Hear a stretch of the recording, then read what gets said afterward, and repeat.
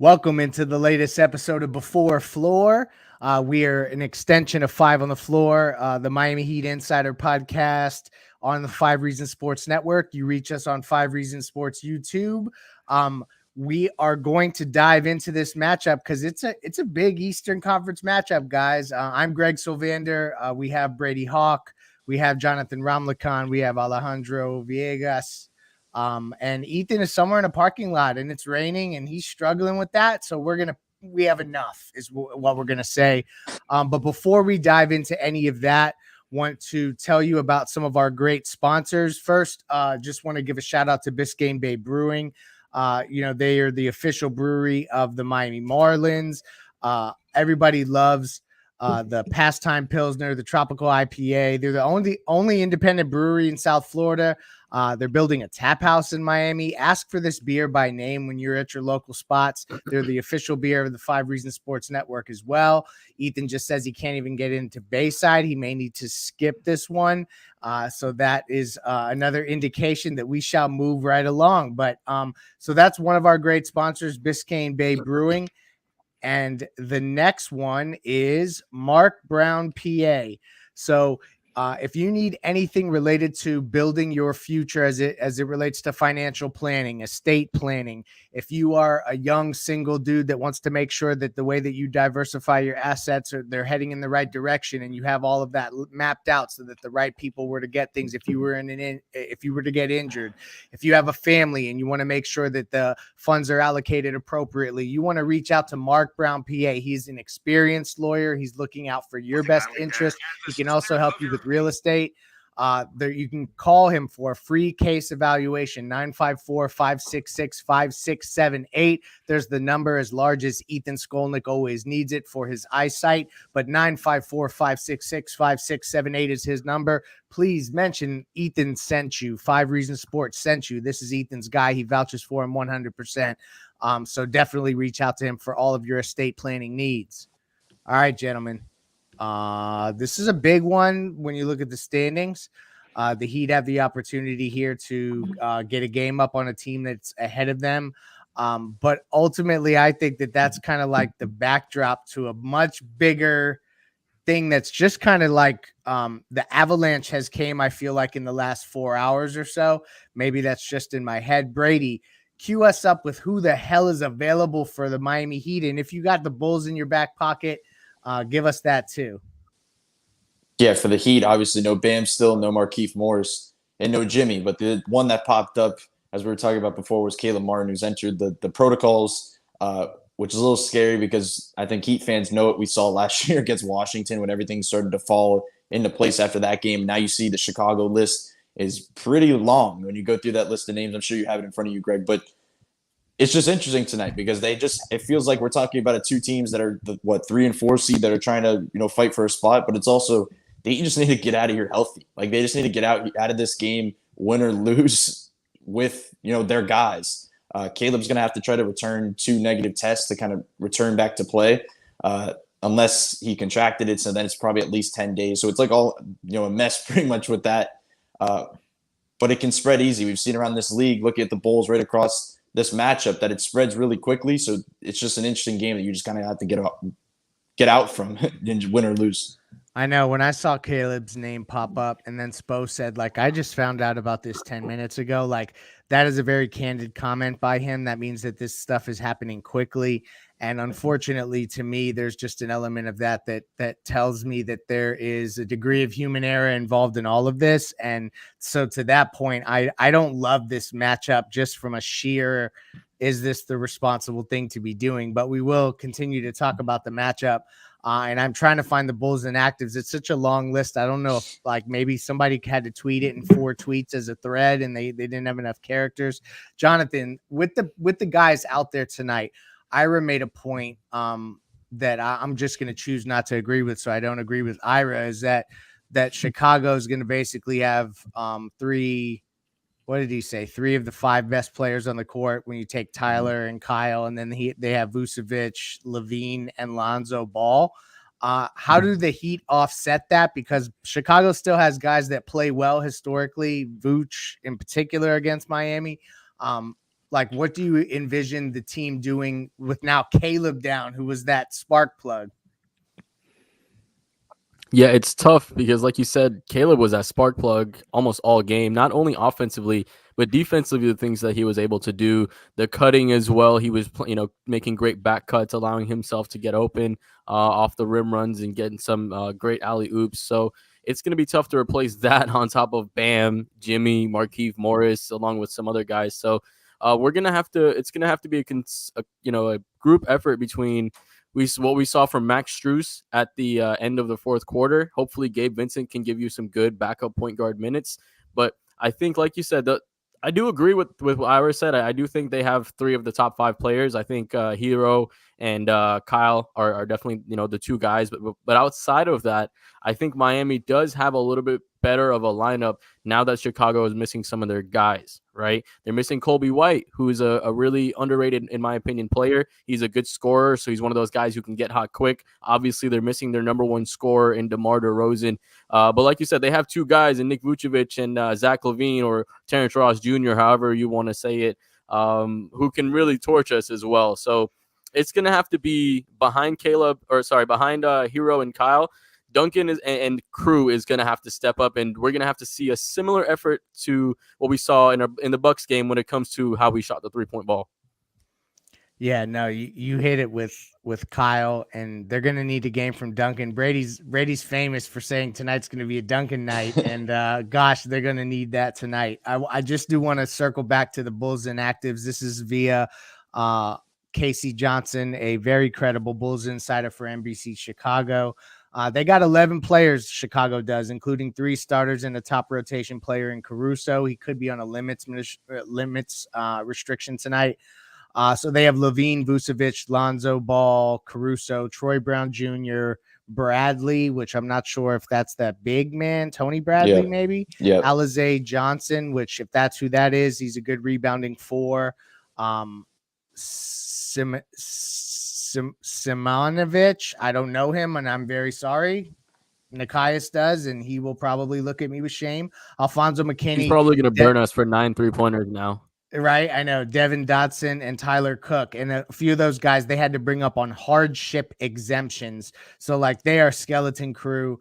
I feel like at home, Miami, they're favored by 1.5. I still expect them to play well. I think this is a great opportunity for Duncan to continue to, like, peel back the shooting slump just by sheer volume of they need that. Who's the guy now that they don't have Caleb Martin, Brady? Like, is this is the Max Strus show off the bench? Like, there's just no other way. Yeah, it was funny because when you said about this being the Duncan Robinson game, possibly, I feel like this is the Max Strus game because we're looking at this from a top-heavy perspective because it's basically when you're down so many guys, that's what we look at it as. But if Max Strus has a good game, like obviously they have Alex Caruso, which, like you said, could be on a minutes restriction. Like if you get a good game from Max Strus, like I think this Heat team's in a great spot tonight. Like you just need one bench guy to play really well offensively. Gabe could do it, but Max Strus is probably the most likely. I think the other guys, the rotation is probably going to look like Gabe, Strus, KZ, and Yurtseven. And as you mentioned, some of those names for Chicago, it looks like they're going to play a little big, probably just because of the guys they have. And it looks like Miami will be able to match up in that sense. But it just seems like Max Strus is the only outlet in those type of lineups. If they do play, they're going to be a ton of staggering because you just need to in a game like this. Like they're not going to be having LaVine, Lonzo, and Vucevic out there for long. Like they're going to be spreading those guys around. That you kind of, with the Strus thing, you also need your top guys to be able to carry certain lineups. And I think Tyler and Kyle are highly capable of doing that. So we'll see how it goes. I just feel like if there is a guy to go off, it just seems like it's Max. And being back in Chicago, we know, or not being back in Chicago, but playing against Chicago, it just seems like it matches up in that way that they can use a big game from him once again. Yeah, no. So let me, I guess, Jonathan, maybe this is an easy question here, but should I just be assuming that Tyler Hero is starting tonight just because like they have no other options? Like, so Caleb is out. So that whole experiment that I actually really like, I like the idea of Caleb sliding in there and being that spot starter and leaving Tyler on the bench. That's thrown out the window. Have the starters been announced? Pardon my ignorance.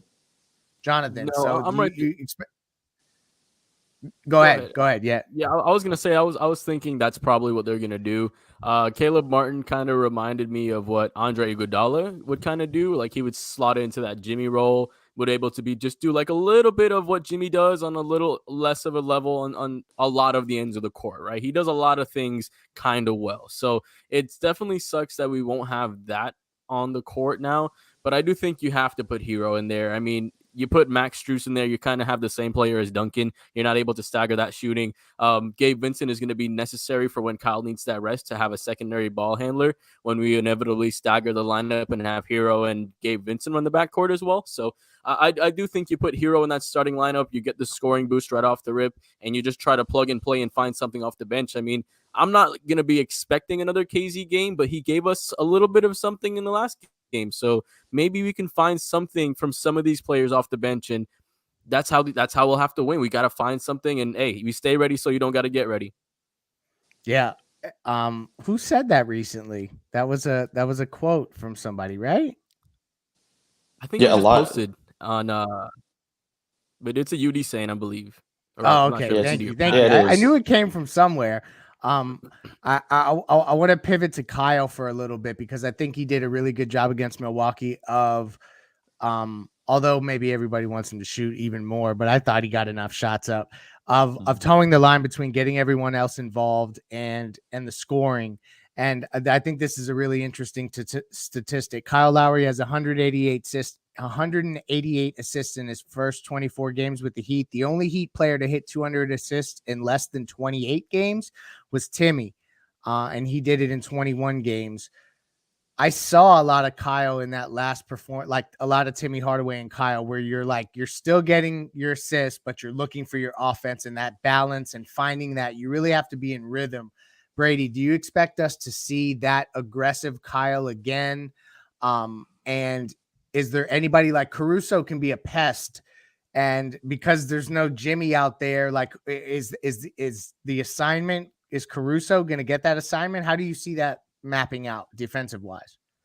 Yeah, I wonder if it'll be Lonzo. Like, it feels like maybe they go that route. I just feel like it's going to be interesting because Lowry, before that Milwaukee game, talked about like the shoot more. Should he shoot more, or shoot more? Like something like that. And he ended up shooting a lot more. It just wasn't consistent all game. He got it going like in the third and it kind of leveled things out a bit. And he had a great game in the second half. But I think he was 2 for 10 from three at one point. Like, you did shoot more, but now it's time to shoot decently efficient. Like, that's the next step here. And I feel like that's what we're heading toward. You have to shoot the ball in a game like this. Like, we talk about the hero starting lineup thing. Like, he has to start just because you need your best players on the floor to start a game like this when you have so many guys out. But Kyle Lowry needs to be Kyle Lowry to start a game as well, because you cannot let Zach LaVine come out early and he's not afraid to shoot the ball whatsoever. He's going to be putting it up. Like, you have to have guys that are not afraid to shoot. I don't think Kyle will be. And it's going to be interesting because I feel like this starting lineup is a little bit different, I think, with Kyle, because we've seen so many different ways they've gone about it that he's slower out the gate with this group than usual. Like, he plays more passive or scoring wise with Caleb. And it seems like he's scoring more when they put him next to Gabe, and Ethan's talked about the Duncan, comparison, putting him next to him because he's never had a guy like Duncan next to him. And he's had so many Van Vliets like Gabe Vincent's that are a little smaller guards that can play on and off the ball.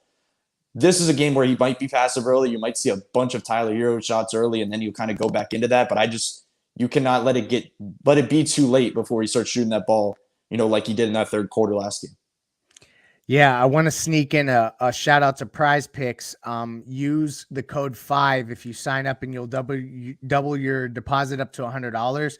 Dwayne Dedman, he's at 7.5 rebounds. He's been gobbling up 9 rebounds in limited minutes, like with his eyes closed. I would go over there. So that's easy money. And then also in total fantasy score, Tyler Hero's at 32. That's an over. That's an easy over just based off usage. So go to prizepicks.com, use code 5. And you will get your deposit doubled up to $100. And that's like literally my favorite platform. I'm on there all the time. Hit me up on Twitter if you have questions about it, or you just want to talk about what the picks are. I love that platform. It's my favorite.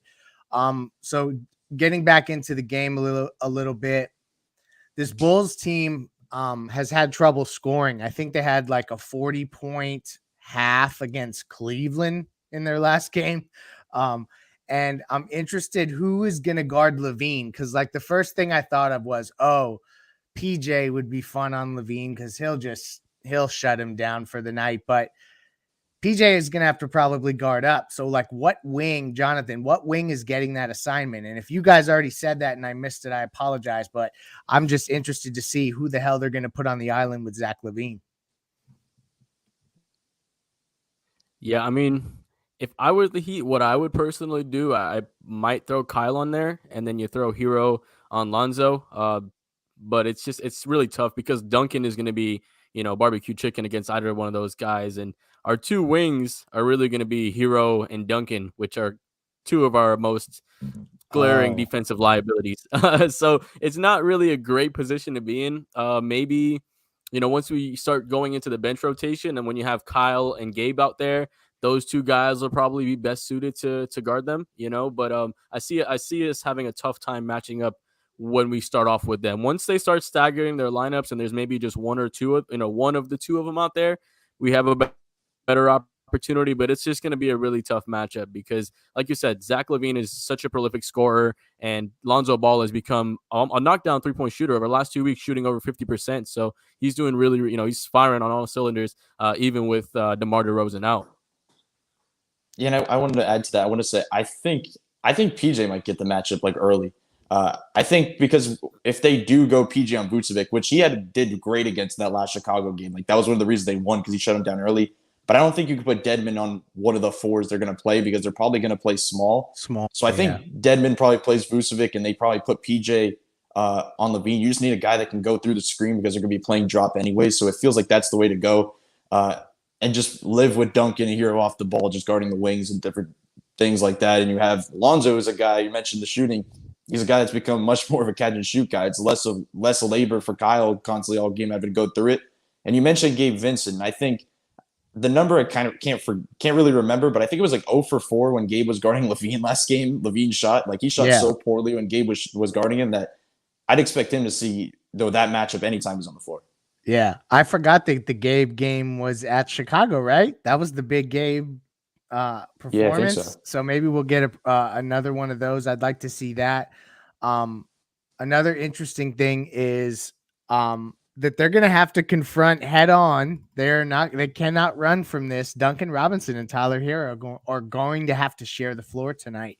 Yeah. And we've, at least to me, I don't know what all the numbers shake out. They probably are favorable in my eye test, but that always looks bad to me. There's something about it that's not right. I don't know what it is, if it's a combination of timing and lack of athleticism, whatever it is. Do you think that Spo does this soft benching where he's been limiting Duncan's minutes more and more and more? No fourth quarter minutes, really. So he's kind of like doing a subtle benching without making it a big story, although now we're going to start talking about it, right? Either of you, I'll let you jump in. How do you think he manages Duncan in a game like tonight without Caleb? Because now, like, just to bring everyone up to speed, now the Bulls are a 1.5 point favorite and Miami's the underdog. So Caleb goes and all of a sudden the Heat are no longer favorites. That's how impactful our two-way players are. Culture. No, but back. Yeah, go ahead. I almost think they're going to like force Tyler and Duncan to play together in this game. Like that feels like the way they have to go because in my opinion as well, like I don't think they played that well together. We and Alex were talking about it the last game when they were on the floor together. It almost feels like one of them touches the ball each possession. When they come down the floor, it's like either Tyler's going to run a pick and roll and go for a shot or Duncan's going to run a handoff. Like it's never both of them. And I think that's pretty much an issue. Like I think if they're going to try to maximize the two, maybe you try to include them together in some sets where you try to have Duncan screening for Tyler. Like you have to try something in this game. Like this is one of those games where Spo used some creative things to try to get Duncan going if he's not early. But I don't think they're going to avoid the minutes altogether. Like it feels like I think Tyler maybe gets taken out early or Kyle gets taken out early and they try to, like you said, they're going to try to stagger it, but in a way that they try to play them off the floor in a little bit of ways. Late in this game, if Duncan's not closing this game, like I don't want to turn this question a different way, but if this is a game that becomes close and Duncan Robinson's not in the closing lineup in this game, that's bad. Yeah. Like that's going to be another conversation because like it feels like that's a game he needs to close. No, you're so right. And like, we are suppressing this because we are trying to be as measured as possible on 5 on the floor. But eventually you have to have a conversation about investing in a guy the way that they did if they can't play him in the fourth quarter. Like that, just you have to confront that head on. But we're not there yet. We're gonna get there. It's a conversation for another day. I'm interested to watch Tyler and Duncan play together. I think that they have to be put in the spot where their feet are to the fire and they got to figure that out. I think that is, you owe it to them to at least give them the opportunity to try to figure that out. And then if it doesn't work, you got to pivot. So we're wrapping up here. Final thoughts, Jonathan. I want to give you the floor. If you have anything related to Chicago, I think you probably skate around the NBA maybe a little more than I do and catch games all around the league. Anything that jumps out at Chicago, you maybe have watched them more than me that we should be looking for tonight. Well, one number that really stuck out to me is that they're 29th in attempts and 28th in three-point makes at only 10 a game. So, they don't have DeMar DeRozan, and that's usually a big part of their scoring. So I'm not sure if they're going to try to go to that more, but look for Spo to maybe utilize a zone a little bit, right? Maybe get them shooting uncomfortable threes that they're not used to taking all the time. And if they have 3 or 4 possessions where they miss in a row, that's where we're having the opportunity to not only, get the scoring going, but offer our opportunities in transition. So I want to see us maybe get the ball going, run a little bit more, use our defense to create some offensive opportunities. So I think the zone tonight could be a little sleeper of what Spo's going to throw out there to throw off what Chicago does. It's a great point, Brady. Key takeaways from the Bulls. And then also, if you think of any adjustments relative to what Jonathan mentioned, I'd love to pick your brain before we close here. Yeah, the one thing I'll add is the most of the time they go to zone, they also go to the 2-2-1 press. And the 2-2-1 press last year was Gabe and Iguodala. This year it's been, I was wondering if they'd go to it because they didn't really have a guy to put next to him, but it's Caleb Martin emerged and they put him next to him. So the question is, can they really go to a 2-2-1 press in this type of game? Do they have a guy that can pressure the ball in that way? I don't think so. You're not PJ's going to have to run a lot. Might have to. I don't know. But it just feels like if they're going to go zone, they have to go straight zone. Like they have to go to a half court zone. They cannot be pressuring full court. And this feels like a game that, Lonzo loves to hit head passes and he loves to run the floor in that way that maybe you don't need to pressure the ball much. You just have to just be complacent in a half court zone. And I do agree. I think they can go zone a lot more. Like this is one of those games you're going to see a bunch of drop when they're in man, and it's going to be a bunch of zone, mostly when the bench is in, just because they can't really go a ton of switching when you're without Bam. And then now you're without Caleb and Jimmy. Like it's just a bunch of defensive switchy guys that you're going to be without that you have to kind of change your defensive scheme altogether. Okay, so before we get picks and players of the game from everybody, including Alejandro, who's been ominous. He's so quiet. It's ominous, just chilling down there. I should have engaged you more in this conversation. Let's just hope, and I'm not trying to bring up old crap that nobody wants to hear, but let's just hope that this is not a situation like when they met Washington at the wrong time. I really hope that the league and the teams are approaching this situation with due diligence and really being careful. I don't get the vibe that is taking place. So I hope that does happen because you don't want to derail a season. I hate to end it on that note, but that is kind of like paramount to me in looking at this game. And Ethan brought up a great point. He tweeted it like you could have easily moved this to Christmas Day or Christmas Eve and the teams would have been accommodated. And I'm sure they probably would have been open-minded to it as well. Maybe not Jimmy. He probably wants his Christmas off, but okay, let's go around picks and players of the game. Alejandro, we're starting with you.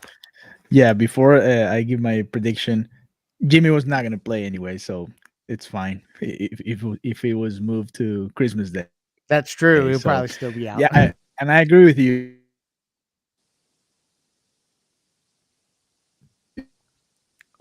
He's frozen for me. Is he frozen for you? Yeah. Okay, so he's frozen for all of us. He agrees with me, so that's a good thing. If he's going to be frozen, at least he agrees with me. I take that. That's fulfilling. Alejandro, continue. What about now? All right. I believe that you are functional. You have now became non-functional once again. Not doing the same this year. All right. We missed a little bit of that, but we'll take it. Sorry. The internet can be like that. I've been there many times. Jonathan, how you feeling about this game? Who are you looking for to be the kind of the breakout player and to carry this team either way into victory or loss? Victory, I think I'm going to take Miami, of course. I think this is a Tyler Hero game. I think, with the way Chicago plays defense, the pull-up jump shooting is going to be important. I see a lot of Tyler Hero, PJ Tucker picking roles, and I think second most important play of the game is probably going to be PJ Tucker. Like, I feel like he's just going to have a big impact on the game. As long as he doesn't get in foul trouble early, I can see him just doing something like what he did. I'm not sure, last game was at 8 assists, and that was a career high for him. Like, he does a lot of things really, really well, and I can see PJ Tucker just really impacting this game. Brady. Yeah, to Jonathan's point, I will say about Hero that if you look at the numbers, he's had 2 single-digit games this season. The first one came against Boston early in the season. He followed that up with a 29-point night against Utah. The second one was the other night against Milwaukee. So it is setting up for that way. I personally think, I said before that I think if the Miami wins this game, if they have one bench guy step up in that way, I think they get 2 guys. I think it's going to be Gabe and Max. I think this is another one of those games where they have both of those guys step up off the bench. And I think if they get that push offensively from them, if Gabe shoots the ball well, if Strus does what he does and actually gets minutes, because if you look at the numbers as well with Max Strus, when he gets minutes, he produces at a high level. I looked at it today. I think he's 104th in attempts from 3, and I think only 10 of those guys are shooting a better percentage than him that are above him among the 103 guys. He's playing amazingly. Now they're playing Chicago again. This feels like a game from the past 2 ways. I think Miami gets this one. Yeah, no, I'm leaning with you guys. I feel like they do have enough. They're at home. I feel like that they have started to round into form in terms of knowing what guys need to be doing what, and particularly Kyle. I felt like once that started to right itself, that the team would follow along. So I'm expecting them to get this victory. I think that a guy that's been in the comments, and I should have called him out way earlier in the show. This is a KZ game. This can be a KZ game. I have a feeling that with some of the guys that they may play at the 4, even if they size down when Vooch is out at the 5, KZ could get some run here. So I'm interested to watch that. I think the Heat get the victory. Tyler Hero has a big one, and let's just hope that happens. And Ethan, let's hope that he finds a parking spot. Thank you to our sponsors, Mark Brown PA, Biscayne Bay Brewing, as well as all the other Prize Picks, as I mentioned earlier, all the other great sponsors at the network. Alejandro, are you going to have stuff rolling on the channel after we close? Yes, sir. Thumbs up on that. So you'll get some post-game, pre-game pressers, things like that, I imagine. So thank you for joining us, Jonathan, Brady. Thank you. And Ethan won't say this to close the show, but I will. Let's go Heat. Yes, sir. Nothing going on. A lot of this is happening real time. So as soon as we can finish this, I can get to work and come up with a plan. You've been assured of the league they're definitely going ahead with the game. And is there any concern for the Miami Heat side to be going against the team that has had positive tests as recently as this morning? I don't even think I can make a rational comment on this right now. I literally just was informed of this within the last 10 minutes. So we just need to wait for a little bit more direction from the league, which they will give us some direction, and then we'll take the next step. And with Caleb, since the league has published the rules that it's 10 days or 2 negative tests in 24-hour period, is this sort of the outlook now of, I know it sounds weird because originally he wasn't a rotation player, but he's become so crucial to you. Sort of what do you do as next man up now that Caleb might not be here for 10 days? Yeah, well, we have to figure out tonight. Let's figure out tonight, and then we'll come up with a plan for the next period of time. Coach, a little basketball for you. With the 3-point mark being matched the other night with 22 makes, what about that, when knowing that it can't happen every single night, what about the way about you guys went about that is something that you want to see as much as you possibly can? I thought there was overall good balance of paint attacks and playing to our strengths. Shooting is a big strength of ours, but we weren't only reliant on that. There were some key layups or driving kicks or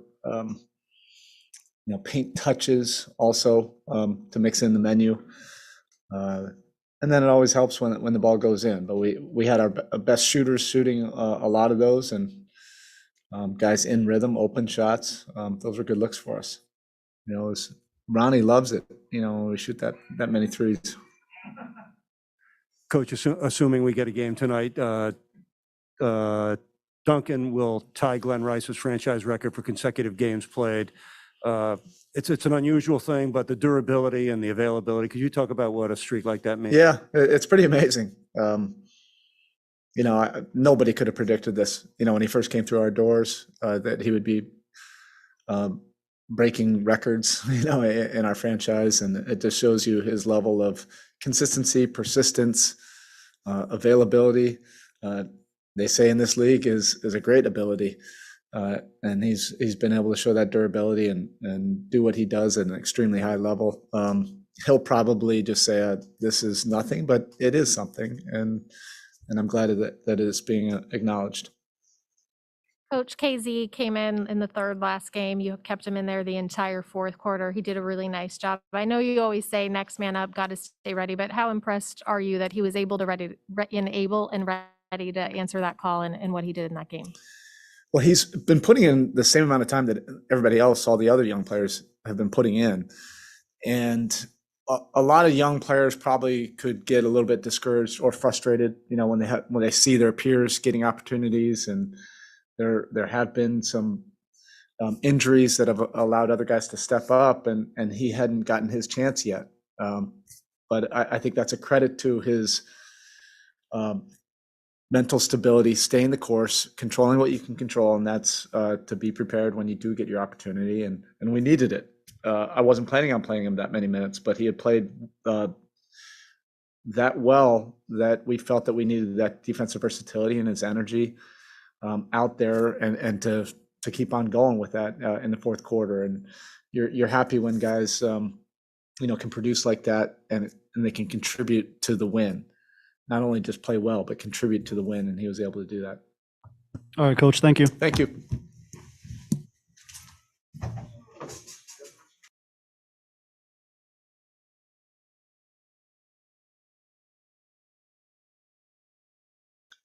Max, we always hear comments from Coach like all hands on deck and things like that. But when you have a night where obviously you have no Bam, you have no Jimmy, you have no Keith, how rewarding is it for you, for Caleb, for other guys to step forward and say, we got it, and what you did in the fourth quarter? Is that sort of a special feeling that you can carry after all they've done to help carry? I mean, with the situation we're in right now, other guys are going to have to step up. So we all know that. And couldn't be more happy for Caleb, who played out of his mind tonight, was unbelievable, and KZ, who stepped up in a big moment. KZ hasn't played in a while, and to come in and have big moments like that and big minutes to help us win the game was huge. You close out the game. So, OG Udonis Haslam preaches us, stay ready, so you don't have to get ready. And, that he'd do a good job of keeping us ready in those moments, to be ready for those moments. Did you feel it? I mean, did you feel like you were getting on a rhythm there, or was sort of each shot an event to its own? Or was there a certain point where you realized, I'm going to roll, get me the ball, it just feels really good coming off my hand? Yeah, you just get in the zone. Can't really describe it, to be honest with you, but any shot I put up, I didn't think I was going to miss. Max, it was, after the last week of games, it was clear that you guys were trying to shore up the defense a little bit. How instrumental was PJ tonight, just in giving you guys possession to possession, like that rock solid stability on defense? Yeah, he did a hell of a job on Giannis tonight. But he's our anchor. He's our glue guy. He keeps everybody together. I've learned so much from him on the defensive end, just little tricks and things to do on the defensive end that just help. And he's the ultimate teammate. Great dude to have in the locker room. Takes care of everybody and looks out for everyone. So he's definitely our leader on the defensive end and keeps us together. All right, we'll go via Zoom to Anthony Chang. Go ahead. Hey, Max. You played with KZ in the summer and last year, but how unique is his defensive versatility, and how important is it with Bam out, where you guys could, I know he's not Bam, but you could play a similar style of defense when KZ's out there, because he can switch and guard multiple positions? Yeah, KZ's special. I don't think he really knows how good he can be on the defensive end, but he really can guard 1 through 5. He's physical. He's super strong on the ball. He can guard point guards. He can guard big dudes. I mean, he was unbelievable tonight. Just locked in on the help side and rebounding, and he was just everywhere. Really happy for KZ and the effort he had tonight. Max, how much of that emotion that you saw from Caleb tonight, like, do you see that behind the scenes, the passion that he has? Because it was really clear with the game that he was having. He was kind of letting it all out there. Yeah, how can you not like Caleb Martin? The dude just plays extremely hard, no matter what the circumstances. Every night he's locked in, gets loose balls, 50-50 balls, offensive rebounds. He's always locked in and plays extremely hard. And how do you not want a guy on your team like that and somebody who's there every night to do that? All right, Max, thank you. And where he stands. Yeah, I don't have an update other than he's very sore. I mean, what was it, the fifth play of the game? You know, he drew contact and got shoved and landed on his tailbone again. I don't. When the Heat start you, obviously there's a certain confidence level there that you can get the job done. Does that inspire you? In other words, we see the dunking motivation, we see the aggression and everything, and I know that's in your game, but what's been sort of the motivational next level, you know, that sort of pushed you through what we've seen, especially lately? I just think just the more, you know, just more minutes and just get more comfortable. You know, I feel like just recognizing like when I'm gonna get shots, how I'm gonna get shots, my rotation, like when I'm gonna come in, when I'm gonna come out. Just starting to realize a little bit of everything and kind of putting everything together. Just starting to figure it out, and it just makes it a lot easier in trying to figure out the game. Yeah, but I know your first year, in the short stint, you shot the ball really well, but in the last year, your 3-point shot just wasn't really there. Have you been like tinkering with or changing your shot? And otherwise, how do you explain where 6 threes came from tonight? A little bit. I mean, I just think a lot of it's just confidence, man. Like I just didn't play with a lot of confidence last year for some reason, and a lot of that was on me and just in my own head. And I just feel a sense of comfortability here and confidence from my coaching staff and my peers, man, my teammates. So just the fact that they are telling me to shoot the ball and want me to shoot the ball and want me to be great, want me to be a good, they reckon that I can be a consistent shooter. So that's just what I'm going to continue to work towards. And I put a lot of work in. I shoot as much as anybody over the summer. So, you know, I feel like I'm just as deserving to get them up as anybody else. But, you know, when the opportunity comes, and it just feels good that guys want me to take those opportunities. So it obviously helps. Looking at that steal and dunk at the end of the game, was there any thought about pulling that ball out, or was the poster the focus the entire time? I just, you know, sometimes in situations like that with games, I feel like sometimes you pull it out and just something, you know what I mean? Just the moment, you know, something ends up happening where you just don't want it to happen, man. I just saw an open lane, and once I seen Holiday still at it, it was one dude I didn't have to worry about swiping at it. So I just saw an open lane. And I was like, man, I'm gonna go just try to put an exclamation on the game. So. Okay, we saw a lot of emotion from you tonight all over, but what does it feel like? Describe that from being able to display that on national TV against the champs, you know, to kind of show the world what you can do.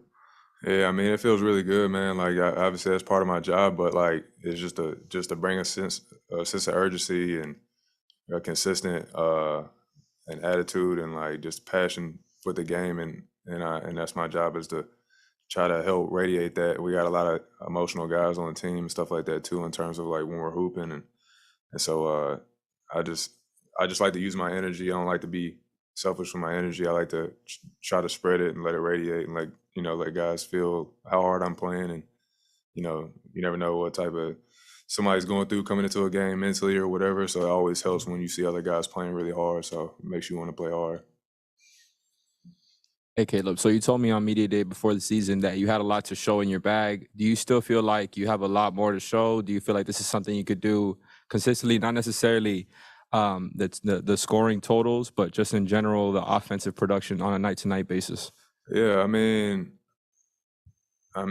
before I even got into the league, I was a scorer. Like, that was first and foremost. Like, you know what I mean? That's what I did. That was the job coming out of college. So I was always an offensive threat before I became a defensive threat. You know what I mean? I really worked on defense and stole a lot of stuff from my brother and just stole a lot of stuff from guys in the NBA just talking and, just trying to steal stuff to become a better defender. So that's why it's crazy whenever guys say that, hey, about defending, because I'm like, dang, that wasn't even my primary. You know what I mean? I wasn't even like a defender for like coming out of college. That was like one of my biggest knocks coming out of college was not being able to defend. And that's all I heard coming through the process is obviously my mechanics on my shot, but another big one was being able to defend. And so I was offense, Cody was defense. So it's nice to see it come full circle and see that at least that people recognize that I can defend. How you doing, Caleb? Good. You did most of your damage off the ball tonight, particularly with the shooting. What were some of the cracks that you saw in Milwaukee's aggressive scheme? How were you able to find those kind of pockets of space? I just seen that like I knew from last game I was gonna. It's crazy. I talked to a couple coaches before the game. I was like, I know they're gonna notice. One thing from last game was I got a lot of catch and goes downhill, and so I knew coming into the game I was gonna have a lot of opportunities to catch and shoot today. And so because guys were gonna close out a little bit short to me because I got downhill a lot last game, and I knew that was probably gonna be like the scout report thing on me is to close out a little bit short, and make them shoot the three. So I just came in mentally prepared to just catch and shoot with confidence and shoot everyone and knock them down. So I didn't want to hesitate. So that's what I came. That's how I came in today. I will go via Zoom to Wes Goldberg. Go ahead. Hey, Caleb. It seems like lately you're making really, really quick decisions whether or not you want to, attack the closeout or take that three or whatever it is that you want to do offensively. Has that been sort of a point of emphasis from coaches from sort of the beginning of the year? Yeah, it definitely has. I mean, especially with guys like someone like me in my role right now, that's what coaches want from us is to make quick decisions like that, and it just makes the game easier. Honestly, the more you hesitate, and I've realized obviously this is my third year, so the more I realize, the more I hesitate, the harder the game is. Like it's harder to figure it out on the fly because guys are so athletic and so smart, and you got to figure it out pretty quick. So that's why I feel like the game is slowing down for me because I'm starting to read that better and make quicker decisions. And a lot of good stuff happens when I snap and make quick decisions and get downhill, whether it's get to a line, get to the basket or whatever, or make plays for other guys. So that's definitely been a point of emphasis. All right, that's it. Thank you. Thank y'all.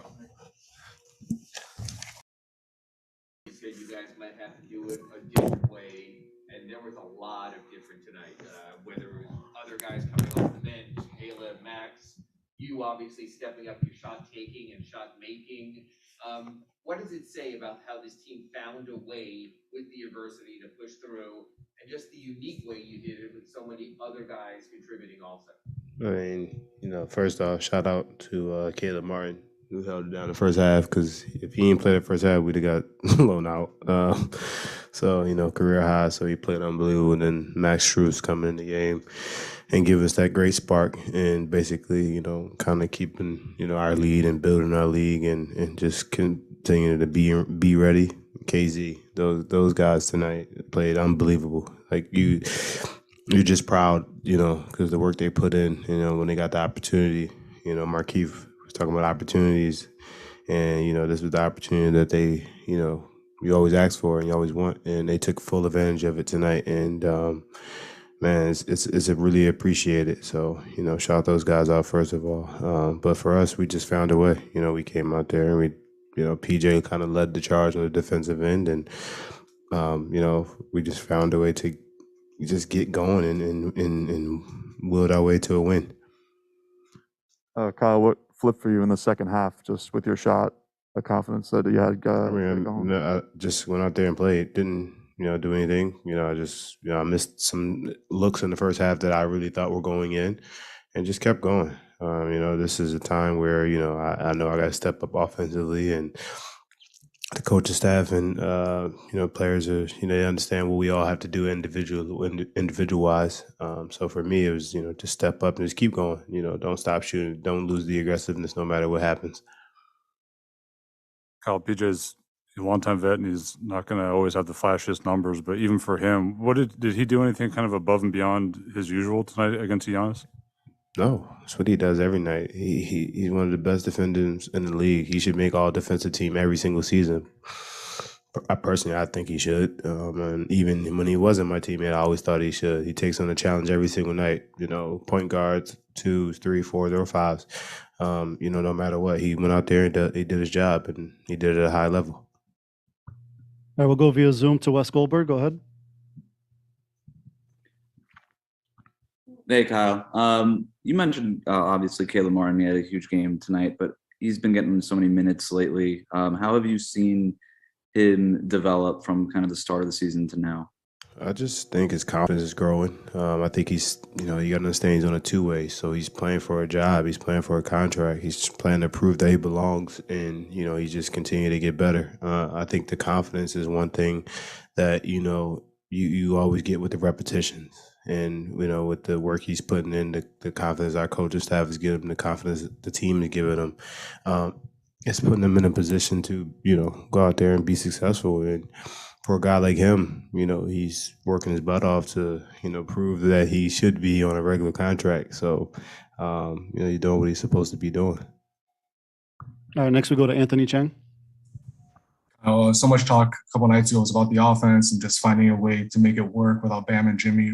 What did you like about the way you guys generated 3-point shots tonight without those two guys? I think you guys tied a franchise record with 22 made threes. We were just shooting them things tonight. Yeah. Get them up. That's what Coach said.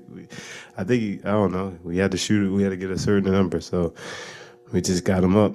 When you get them up, you get them up. All right, Kyle, that's it. Thank you. Thank you. Adversity really takes a measure of a man. What does it say about you and your teammates, shorthanded, stepping up against a team like that and doing what you did to put this away?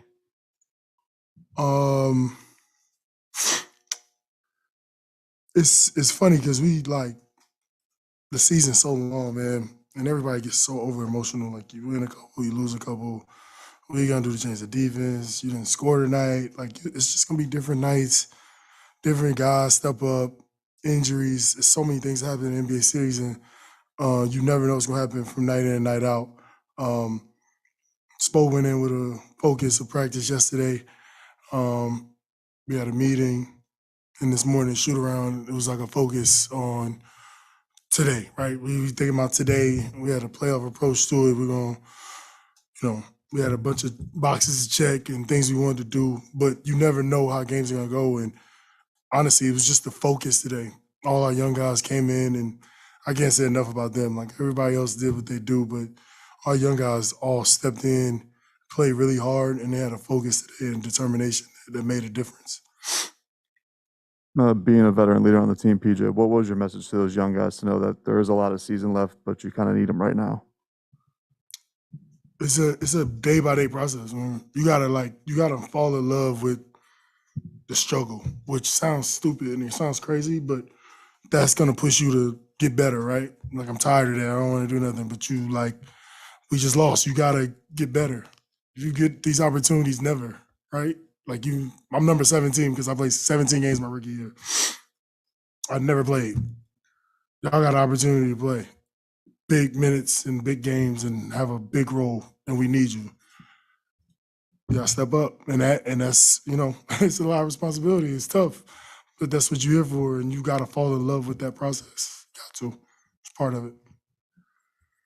PJ, it looked like one of the offensive turns tonight was when they were blitzing the pick and rolls. You'd get it on the roll and kind of find the guy in the dunker spot. It happened a couple times. Was that intentional, or was that just in the natural flow of the game? It was just the read to make. No, it's reads. That's what you do. We try to draw. We got great shooters. We got Tyler, Duncan. They're so good at drawing. Once you get two, come off it. Now it's making the plays. Making them pay, and it's tough because you got once you get in the pocket, you got to read it, and it's fast, and you got to make quick decisions. So, it's something we work on, and something that you just got to be really good at. But that's the beauty of having Duncan, because once if you screen him and in the pocket, it's wide open, so you make decisions. PJ, was it defensively tonight, especially on Giannis, was it as simple as you would say, just the energy, the effort, and the focus, or what did you guys do collectively? That really kept me out. You're hilarious, man. Nah, there's a little more. There's a little more to guard Giannis. just have energy. You can guard him. No, it's knowing your personnel, paying attention to detail, small things. Guys get in certain situations and certain spots on the floor, knowing when to help, knowing when to go back home, knowing when to, it's so detailed to be able to stop a team like Milwaukee. They can do everything. They can shoot, they can score inside, they're fast, they can slow it up, they can do it all. So detail, paying attention to detail is everything. Caleb's been giving you guys some really good minutes the last couple of weeks, however long, when he's been put into this role. Did you kind of feel a game like this coming for him eventually? Maybe not however many. Yeah, because the opportunity, that's what we talk about, right? Like when you got Duncan, you got Tyler, you got Kyle, you got guys that guys have to help on and have to be there. You get opportunity, all the role guys, you get opportunity. You never know what's gonna come. Some games you might get 2 looks, some games you might get 20. But that's the flow of the season and the games and the way we play. We come off the ball, we move it, find open man, and he got it going today. That's the beauty of the game. Hey, PJ, so Max was up here earlier and was talking about how KZ's special. He doesn't really understand how good he can be on defense. He obviously had a big game tonight. How do you feel about what he showed to you guys tonight?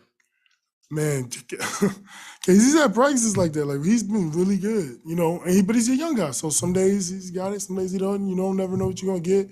But today, he came in and we didn't know, and then he made 2 big plays back to back. And you see what happens. And from that, he grew confidence and got it going. And he played really well. And we need him right now. We need him. He can play some 4 or 5. The way we play, he can make plays in the pocket, shooting the ball well. So, hopefully we can get it rolling because with Jimmy and Bam out. Go via Zoom to Anthony Chang. Hey, PJ, Spo was just in there talking about how one of the adjustments they made with Bam out is running more offense through you. We got 8 assists tonight, and some of that is just guys making a lot of shots today. But what's different about your offensive role with Bam out? You don't think I set them up for it? You think they just made shots? Well, both. I'm joking. Like, they just made shots. No, like I said, the way our offense is, Max is a great cutter. He's a great shooter. Same with Duncan. Same with, guys know how to play with each other. So being able to play make is honestly being able to catch it and face up and be able to make the plays, knowing what guys like to do, knowing our system and what we're going to do. And I'm still learning. I'm fresh out, but missing Bam, pushing it and being the trigger to so much, somebody else has to do it. So I've been having to step up a little bit more lately, which I'm comfortable with, and it's been good. Especially with Kyle, me and Kyle play so much together.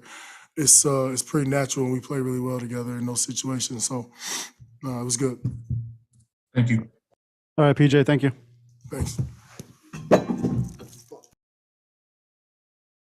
Max, we always hear comments from Coach like all hands on deck and things like that. But when you have a night where obviously you have no Bam, you have no Jimmy, you have no Keith, how rewarding is it for you